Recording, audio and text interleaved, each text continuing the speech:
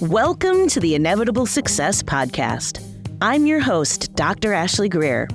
I'm a former psychologist turned your go-to mindset expert for high-achieving entrepreneurs who want to take their income and success to the next level. This podcast is going to help you overcome anything that's been going on inside of you that's been holding you back from the wealth, income, and success, and freedom, and well-being, and happiness, and joy that you so desire. So let's jump right in. So today we're talking about financial trauma. Financial trauma is basically any of those experiences you may have had about money that have caused you a huge degree of stress. It's usually a really highly emotionally triggering event or experience that you've had around money. Now, I'm Dr. Ashley Greer, and I'm actually a former psychologist who is a specialist in trauma, but who now works with entrepreneurs to build wealth, abundance, and businesses that they love.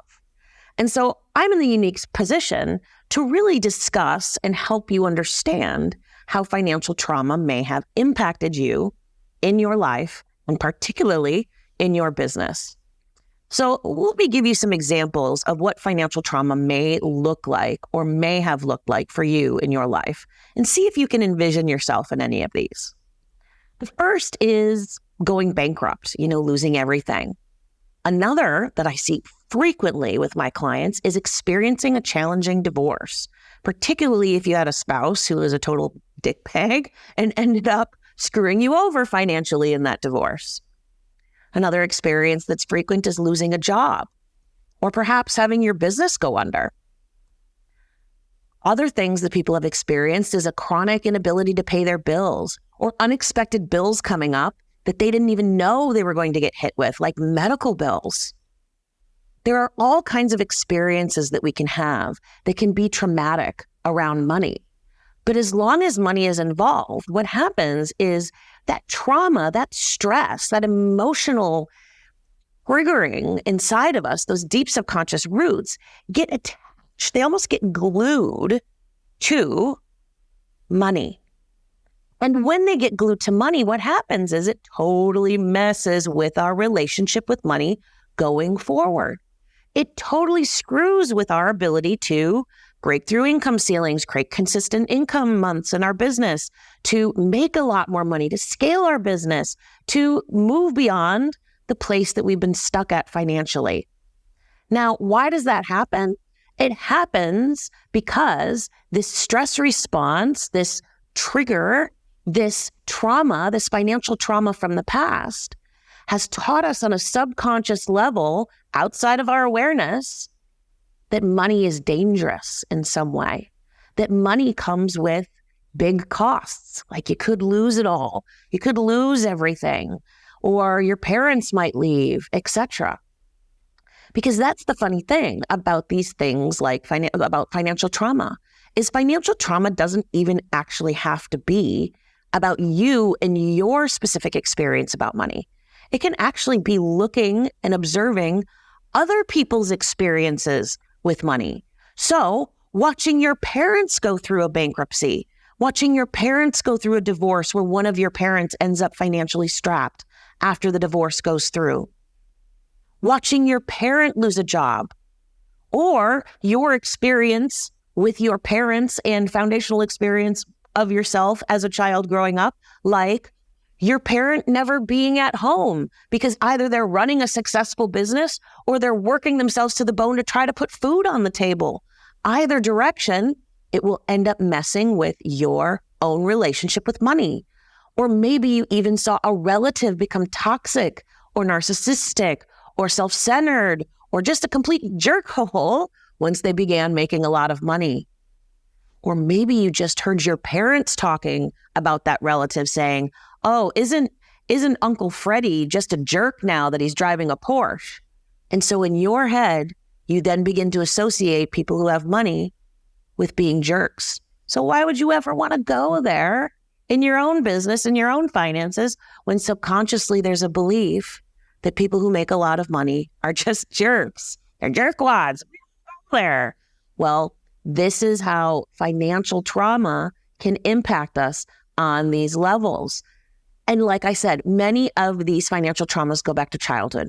They go back to childhood of watching other people struggle with money. They go back to childhood of watching people be removed from our life because of money, or watching people have beliefs about other people who had money, observing it.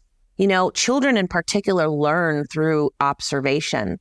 They learn what is appropriate and how to act and how to behave and what to believe by watching their parents, watching their peers, watching people in their neighborhood, watching people in their community and in their culture. And so if people in their community and culture and neighborhood and in their household have these kinds of beliefs, have these kinds of experiences, of course, they're going to take them on themselves, and they become a financial trauma that they're experiencing as a child, even if they're not the one going bankrupt. And so that can be an incredibly difficult experience for a child to deal with, because they don't have the capacity to know how to cope with those things. And as an adult, we go, that was no big deal. And we brush it out, we brush it away. We, brush it under the carpet. We think it's no big deal. It was a minor thing, particularly if it's something like a micro trauma. Now, a micro trauma is basically a smaller stress point. It's maybe not something big like bankruptcy or, somebody dying and you getting an inheritance and you feel guilty and that becomes a trauma because the inheritance feels traumatic. It's not maybe one of these big things, but it's a small things like the first time you ever asked for money from a parent being told no, and being made, feeling really bad about it, feeling guilty and ashamed, or feeling ashamed that your family didn't make more money growing up, or that you made too much money and you made more money than your friends, or being given money by relatives and being told to give it back by a parent and being confused about what they were upset about. It's funny, I have multiple clients who've experienced that exact thing. These micro traumas can stack up and make your relationship with money really, really funky, because they stack into limiting beliefs around money. They stack into these feelings that money isn't safe.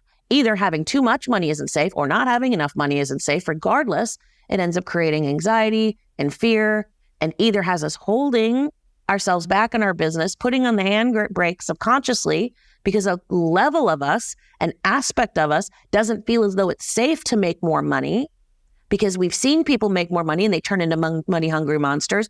We've seen people make more money and it ends up, causing divorce. We've seen people make more money and it ends up they die of a heart attack early because they're working too much. We've seen people make more money and suddenly they're sacrificing everything and they become a workaholic. Or we've struggled making money our whole life and we feel as though making money is always going to be hard, and we have limiting beliefs around that. We've struggled making money our whole life, and we feel as though money is really hard to come by. Money doesn't grow on trees, and we have these limiting beliefs that maybe come from watching people in our family or in our community struggle. Or we have shame around money, whether we have enough or don't have enough, and we carry that over into our business and we make it mean something about ourselves. What I mean by that is then we go out there, we try to meet our income goal, we don't make it, and we feel like a failure, or we feel an internal sense of rejection, as though we're not good enough because we didn't make our income goals, because this is what we were taught through this financial trauma when we were growing up, that to not make more money meant that something was wrong with me, meant that something was wrong with that person, meant that we weren't doing something right, because that's the lesson we learn by observing our parents, because they felt traumatized by not earning enough money. And we had that trauma passed down to us through our family lineage. And so I want to encourage you to understand that financial trauma can be an experience in your own life. It can be something big like divorce or bankruptcy or a medical emergency, things like that. But a lot of times it comes from your childhood. A lot of times it comes from observing other people and the struggles they went through. And sometimes it also comes through these micro traumas, these things that we've discounted and don't even think are that big of a deal, but they stack up and they create these subconscious impacts on the way that we interact with money today. And that ends up holding us at our income level. That ends up holding us where we are at, making it so that we have a glass ceiling that we continually hit our head against when it comes to our income. The reason this happens is we feel safe within a certain zone of income. And that zone of income, our money set point, our thermostat, our wealth thermostat, is where our nervous system feels relaxed and we don't feel as though it's a threat to either make more money or make less. And just like the thermostat in your house, when you set it to 68 degrees or whatever, when the house starts to get too hot, the air conditioner is going to come on and it's going to bring it back down again. When the house starts to get too cold, the heater is going to come on and it's going to bring it back up again. This is what happens to you and why you might feel as though you're stuck at the same income level. These old financial traumas from the past end up pulling you back to that same set point where your nervous system feels safe and where your subconscious goes, okay, we're going to survive here. We're going to stay here. Because the thing is, when it comes to financial trauma, what happens is our subconscious mind, we brush these things away. We ignore them. We don't dig them out. We oftentimes don't even think about them, to be honest with you. We think that we're over it, but they're in our subconscious mind. They're out of our awareness and they're still influencing our behaviors, our choices, and what it is that we're doing in our business every day and how we're interacting with money. And so when those subconscious factors are influencing us, what happens is that we end up getting stuck at that money set point and we end up feeling as though we can't break free of it because it's constantly telling us that this is the only place to stay safe. Our subconscious mind, the role of our subconscious mind is to keep us alive. And anything that it thinks is not safe, it's going to try to protect us from. And so even if consciously we want to make more money, we're like, yes, hell yeah, going to make that money.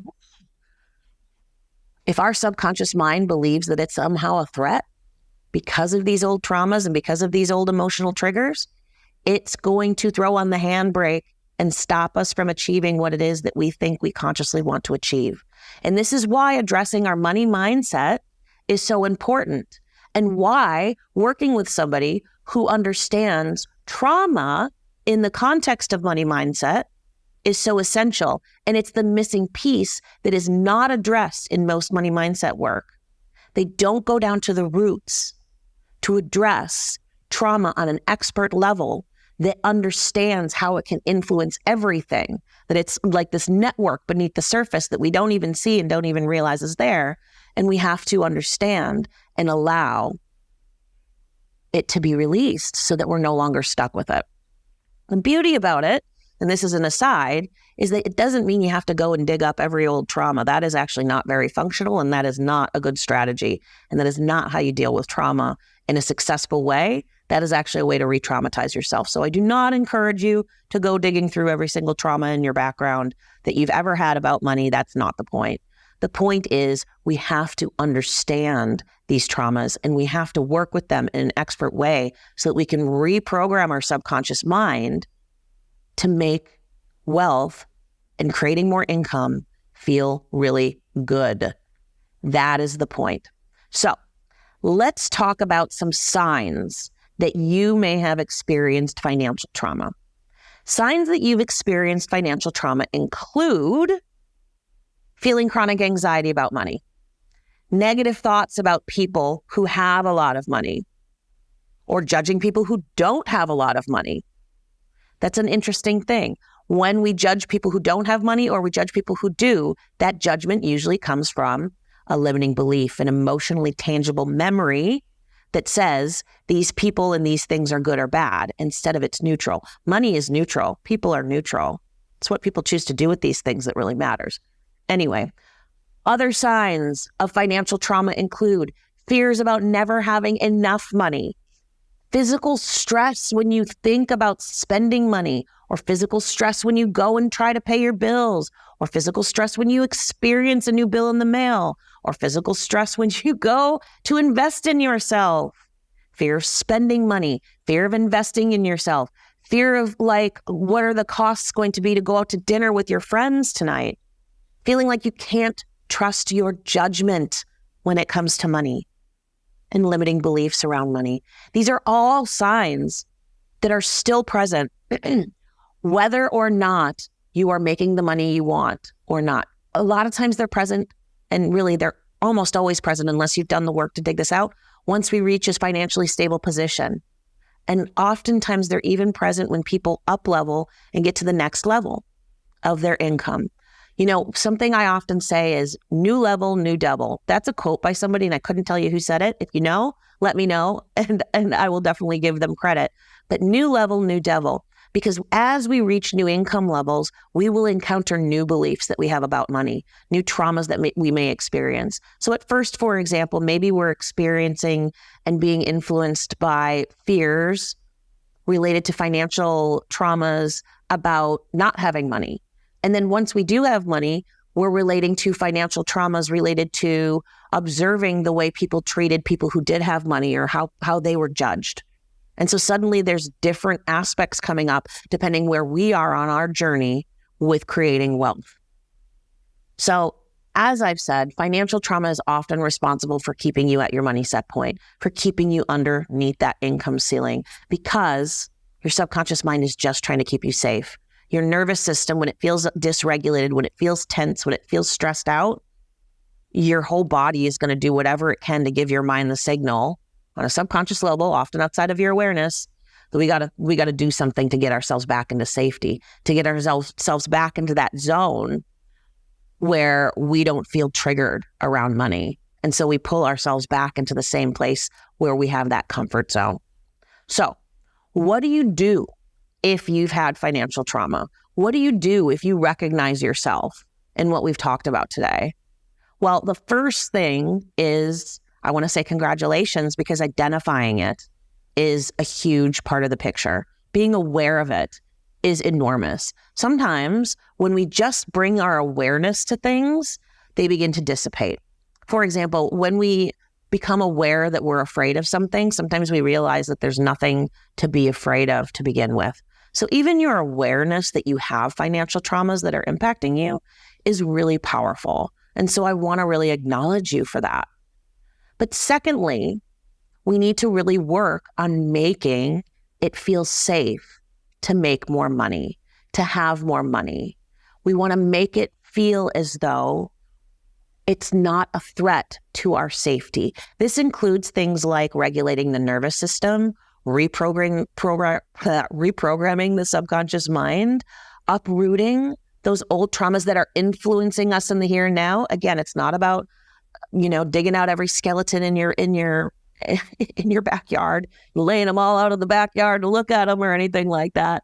It's about understanding the ones that are impacting you here and now in your business decisions and your income level, so that you can move past those in a way that's functional, and then in a way that is proactive, and not in a way that's always about looking backwards. We want to look forwards, and we want to look towards what it is that we're creating here. But it's also about understanding your limiting beliefs around money. But here's the thing. A lot of times when we're working on our money mindset, when we're working through these financial traumas, we're trying to do it in a way that is just like, oh, let me think through it, or let me do some affirmations, or I'll just do some meditations and that'll solve the problem. We really need to come from a much deeper perspective where we address the deeper roots of where some of these traumas have come from. We need to really address it on a physical level. This is why I talk so much about the nervous system and our subconscious mind, because a lot of that actually exists on a physical level. I know that sounds weird, but 80% of the nerves in your body go from your body to your brain, and only 20% go from your brain to your body, which means your body is giving signals to your brain whether or not you're safe, whether or not you can relax, whether or not this is a good opportunity for you, etc. And so if your body has tension in it, even if your brain thinks, gee whiz, this sounds great, and your body's going and all tight, well, your body is giving your brain the signal that this isn't safe to you. And so we have to enter it through mind processes and body processes, which is why it's a mind-body approach, a holistic approach that really digs deep into trauma, that addresses the whole person and not just money mindset. So part of this is working with people who specialize in trauma, who can really dig deep and who understand how to not make these traumas re-traumatizing, and instead releasing them so that they're no longer keeping you stuck. I have a program called Empowering Wealth where we do exactly this, where we talk about trauma, chronic stress, the nervous system, limiting beliefs, emotions, building up that belief and that confidence and that worthiness and all of that beautiful stuff that helps us create a new level of wealth and break through those income barriers, break out of that money set point that we've been stuck at. I really want to encourage you to check it out if you are ready to move through your own financial traumas and experience a new level of freedom and fulfillment and joy that having more money and feeling like you are relaxed and comfortable and feeling good about money will bring you. All right. I hope to see you soon.